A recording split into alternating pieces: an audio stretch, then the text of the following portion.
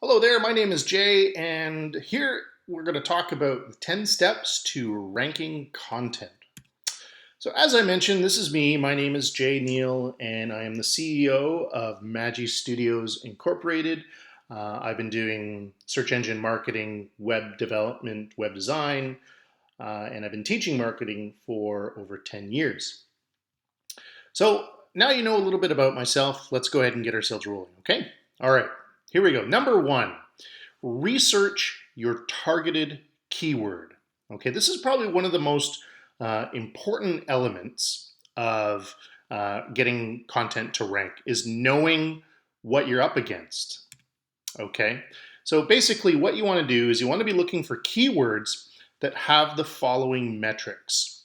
High search volume, meaning a lot of people are actually searching for this particular keyword, and low competition, which basically means you don't have a lot of competitors inside the search results. Okay, now high search volume, as I mentioned, it means you want to find a keyword that a lot of people are using, okay, on a monthly basis. Basically, your minimum is 300 searches a month or more. Okay, so you want to find a keyword that has 300 searches or more a month. And then along with that, you want to have that low level of competition. Okay, and the low level of competition basically means 100 sites or less in the search engines. So what that means is if I were to search, let's see, how about football snack helmets? And I'll get into that shortly. So let's say I search the term football snack helmets. I want to make sure that there's at least 300 people a month searching that. And I also want to make sure that there are less than 100 websites trying to target that exact keyword. Okay? Now, tools to be able to find this information. There are a variety of tools out there. There's free tools, there's paid tools. The one that I use is called Jaxi. Okay, now Jaxi is it's a keyword research tool. It's an online-based tool, so there's no software to download. They do have a free version. They have two levels of subscription models. Okay, it's a great tool. It will find you this information quickly and easily. There is also something called the Google Keyword Planner that is provided for free by Google. Now, the caveat to that is that it can become daunting and confusing with the keyword planner. So just be aware of that, but it is a tool that will give you this kind of information. Number two, research the SERP competition for the targeted keyword. Now, SERP stands for Search Engine Result Page. Okay, so whenever you hear me making reference to a SERP, that is a search engine result page. Okay, so let's get into the details of what exactly that means. So even with low competition, so let's say you find that keyword that has a low level of competition and from your keyword research, okay, it's actually really important to make sure that the competitors in there that are really low aren't too difficult. Okay, so having a look at the SERPs, the search engine result page, it's the page you see after you search something in Google, and make sure you're not competing against like big players or authority-based sites. Okay, now here's how you can do this really easily. Go to Google and search your targeted keywords. Okay, or sorry, your targeted keyword. Now look at the search engine result page. Okay, look at the SERP results. Now, are there any authority sites in there? So sites such as Amazon or your competitors, Wikipedia, is it basically covering the first page result? If they're all competitors or they're all like Amazon links or e-commerce based sites, then you're going to want to move on. You're going to want to select a different keyword. Now, if there's nothing there, or if there's maybe one or two there, I think it's great to continue with that targeted keyword you're trying to rank for.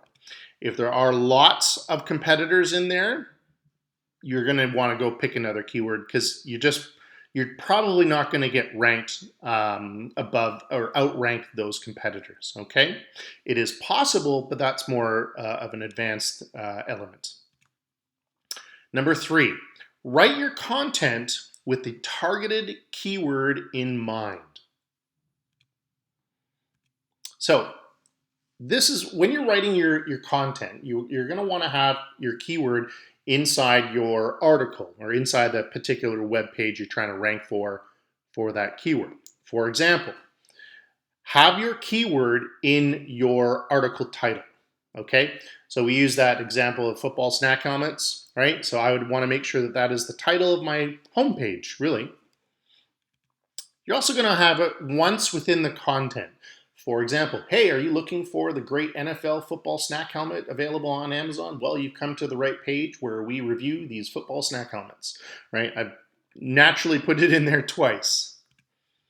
Above the fold would be awesome. Now, what above the fold means is being able to see the keyword in the article on the web page before you scroll down. Okay, that's what above the fold means. It's the stuff that you see on a web page before you scroll down.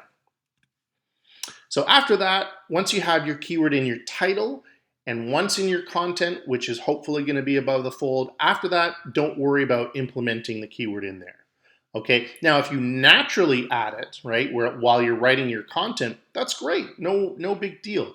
But I'm just trying to stress that you don't want to be overemphasizing the keyword, because all these other elements that we're going to talk about today are really going to help, so you don't need to pepper spray your article with your keyword.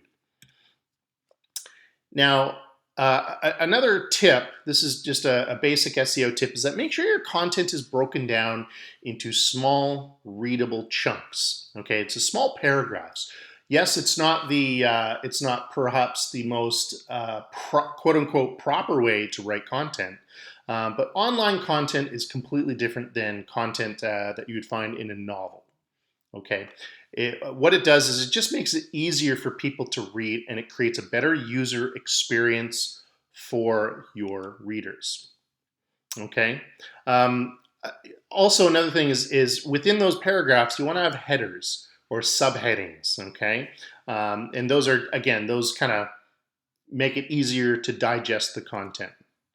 Number 4, this one is extremely important, and I find a lot of people don't do this, so please pay attention.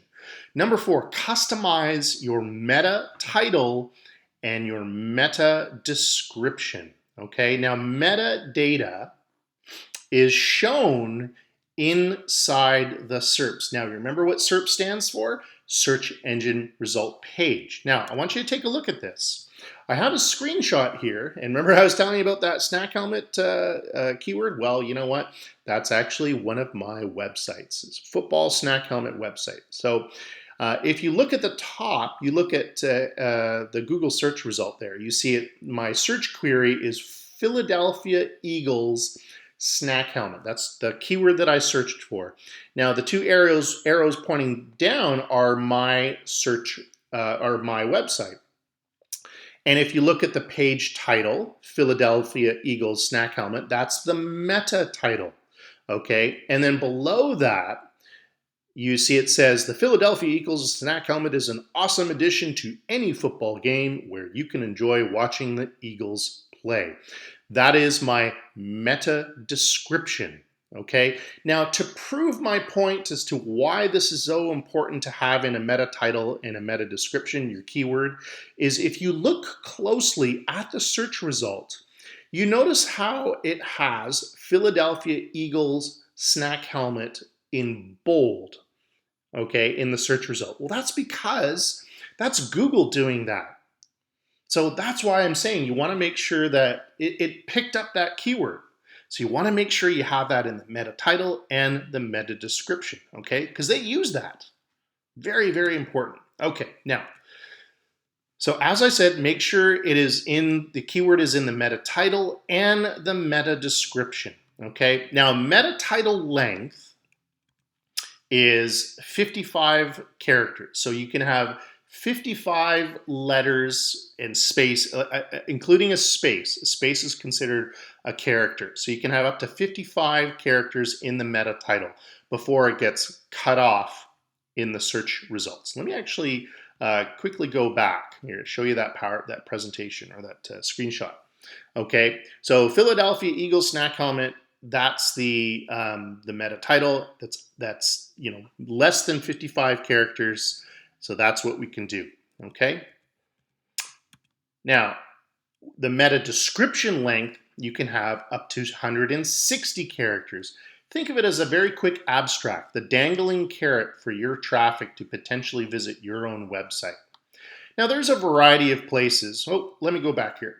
One thing I want to stress is that probably a lot of people are asking, well, how do I do this, Jay? Well, if you're using WordPress or whatever editor you're using or whatever platform you're using, WordPress, Kajabi, it has the ability at the bottom of the page, if you're using WordPress and you have the plugin All-in-One SEO or Yoast SEO plugin, below the content in your editing field, there is a place to control the meta title and the meta description. If you're using Kajabi, for example, you can control this again at the bottom of where you add your content, the meta title and the meta description. Okay, this is what controls what gets shown in the search engine result pages. Okay, all right. Number 5. Obtaining images and placing them within the content. A lot of people think, wow, is that really a big deal? Is that going to help my SEO, Jay? Am I going to get ranked because of this? Well, let's watch. Okay, so look for a few images that correspond to your article, okay?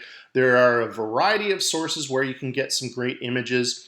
Pixabay.com is a great source for free images, Creative Commons based images. It's a wonderful source. I highly recommend it. I use that source. I also use stock.adobe.com. It's a subscription model that I subscribe to just because I have what's called the Creative Cloud account, which gives me Photoshop and all that, and it includes the stock elements. Okay. But again, you can use any kind of source. Now, edit your image so it's optimized for the web. So a lot of people will usually buy images and they become in this huge format, like 1, 2, 3 megs in file size, and then they go ahead and upload it to their site. Well, it does compress it a little bit, but it doesn't optimize it for the web too much, like if you're using an editor such as WordPress. Now, Canva, so canva.com is a really nice free tool that gives you the ability to kind of create custom images and optimize them for the web. Now, here's something that's very important as well. Name the file of the image with your keyword, okay? So if I'm going to do a football snack helmet on my homepage or the Philadelphia Eagles, I'm going to name the file Philadelphia Eagles snack helmet.jpg or .png or whatever. Okay, make sure there's no spaces in the file names. Add an alt tag to your image when placing it on your page. An alt tag basically describes your images to the search engines. It also describes it to people who may be visually impaired that are reading stuff that's on the website. Okay, so an alt tag is something that you can actually add inside the WordPress. When you upload an image through WordPress, you have the ability to it's called alt tag. It's actually called alternative name, okay? Number 6, very important, place internal links to other pages and posts. So now as you go through your content, you're going to notice some opportunities where you can naturally place some internal links to other pages or posts on your site, to your other pages and to your other posts. So I'm talking about not leaving your site, but just going from one page to another through links, okay? So what you want to do is you want to find a word or a phrase that is relevant to what you're linking to. okay? Try to make a habit to do this every time you write your content. So every new page, every new post, try to make sure you put an internal link on your site, okay?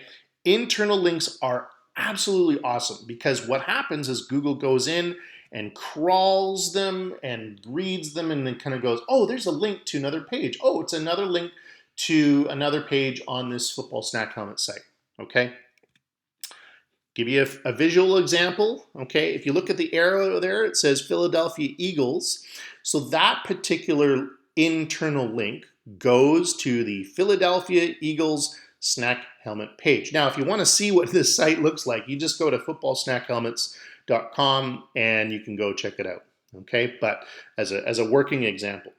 So these are all just different internal links. So the one that I'm specifically talking about here is the word Philadelphia Eagles, which goes to the Philadelphia Eagles snack helmet page. Number 7, share via social media. Okay, so now once the article is ready to go and you've published it and it's out onto the world, well, not many people are going to know about it. So it's important to share it via your favorite social media platform, okay? Because you're doing a variety of things. You're letting people know who are following you through social media know about your new page. You're also kind of getting a quick little burst of traffic to a new page. Now, there's a variety of different social media channels that you can do this. I personally prefer Google+, okay? And the reason why is because the things that you do inside Google Plus can positively affect your rankings, okay? Because if you think about what Google Plus is, it's Google's social media platform. And, and I know I've seen firsthand the efforts that I put into Google Plus with sharing my content have actually affected my rankings in a very positive way. Okay, now you can do any social media channel. It's totally fine. But you know what? Do it on Google. I mean, and you could do it on more than one channel. You don't need to do it on just one particular channel. Okay. As a visual example here, there's a whole bunch of different keywords there, and that's actually a social share that I did inside Google Plus. Plus, it looks pretty awesome, right? I mean, I did design that image, right? But it looks pretty awesome as a result of that. Okay, number 8, a little more of an advanced thing here, but it's very important to do because it certainly helps you get your rankings, all right? Fetch as Google inside the Google Search Console. Now, you're probably thinking, what do you mean, Jay? What is that? Okay, well, let me give you a visual example as to what I'm talking about. Now, if you look here, pretend the dog is Google. Okay, pretend the ball is your new content. So when you fetch as Google, you are letting Google come and visit your new page right away. Okay, so you're basically throwing the ball for Google and Google's going after it. Okay, so let's break it down. So you would have to go to google.com/webmasters, which is free. You would have to go in. Now, you're going to want to this is assuming that you already have Google Webmaster Tools already set up, okay? Once it's already set up, you're going to go there's a little menu on the left-hand side. It's called Crawl, and then you'll see a link that says Fetch as Google, all right? From there, you're going to add a URL to your new content. You're going to press the Fetch button and wait until it's complete. Usually it just takes a few seconds. And then you're going to submit it to the index. There's another button that says Submit to Index, okay? With another question that says crawl only this URL. Now, let me give you some visual examples. This is a screenshot of inside Google Webmaster Tools. It's also called Google Search Console. They've recently changed the name of it. So if you look here, you look at, I'm going to fetch as Google the Philadelphia Eagles snack helmet. Okay, I'm going to press the Fetch button. I pressed the Fetch button, it went ahead and did that thing, and then there's that button there that says Submit to Index. From there, a little pop-up shows up and it says, what do you want to do? You want to crawl only this URL or crawl this URL and its direct links? Now, you only want to do the crawl this URL, okay? You get 500 of those a month. The crawl this URL and its direct links is a little more of a bigger, deeper crawl, and you only get 10 of those a month, okay? So just be aware of that. All right, number 9, make a video related to the article and place it on YouTube. Okay, now question for you. Are you comfortable with making your own videos? It's really not that hard because you can simply do a PowerPoint presentation, kind of like what we're doing right now. You can do an on-camera thing if you want, whatever you want. But I think it's really important to do a video related to your article and then placing it on YouTube, okay? So then you can create a video based on your article and your targeted keyword, okay? From there, you post it on your YouTube channel.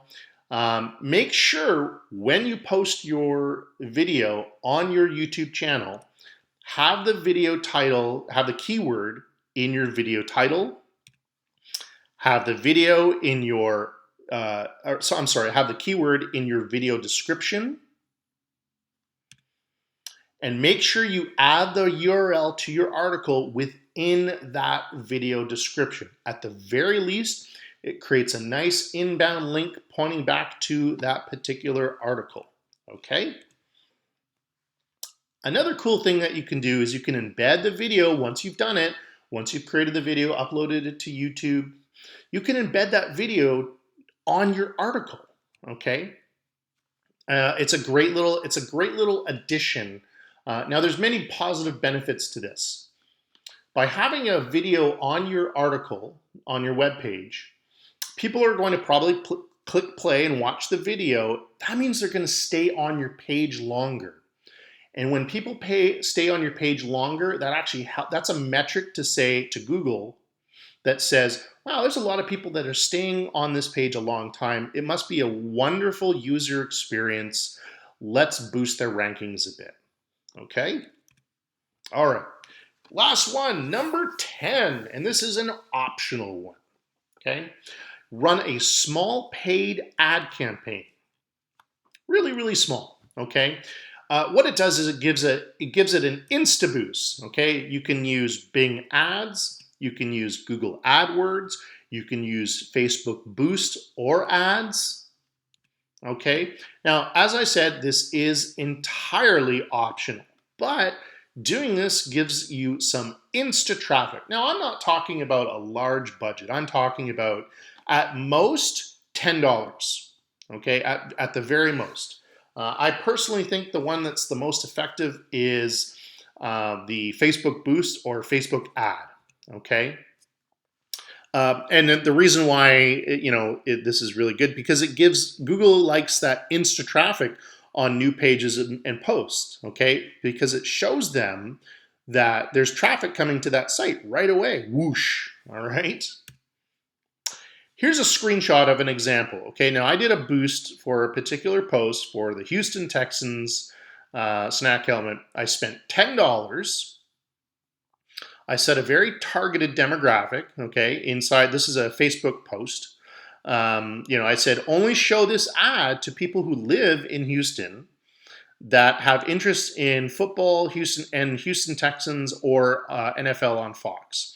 And I said an age group that says only ages 22 to 51 will see this. Run the promotion for 2 days, so it was $5 a day. So I was able to reach 749 people, okay? 749 people actually saw the ad. Out of that, 54 engaged by either liking it, reacting to it, or clicking on it. Okay. Now, this is the next day after the promotion. It instantly went right up to the first page there. Okay, so right below the ads. So first page result, right? So that's pretty good. I was pretty happy with that. So that's what you can do. That's the positive effect of a small ad campaign. Okay, so Listen, so I know that was probably a lot to ingest, right? Feel free to come back here and play this over and over again. I do have the PowerPoint slides available for you to download so you can have them as your resource. I appreciate your time. My name is Jay. My company is Magi Studios. I hope you've enjoyed this training. If you have any questions, feel free to ask them below. Thanks very much. Bye for now.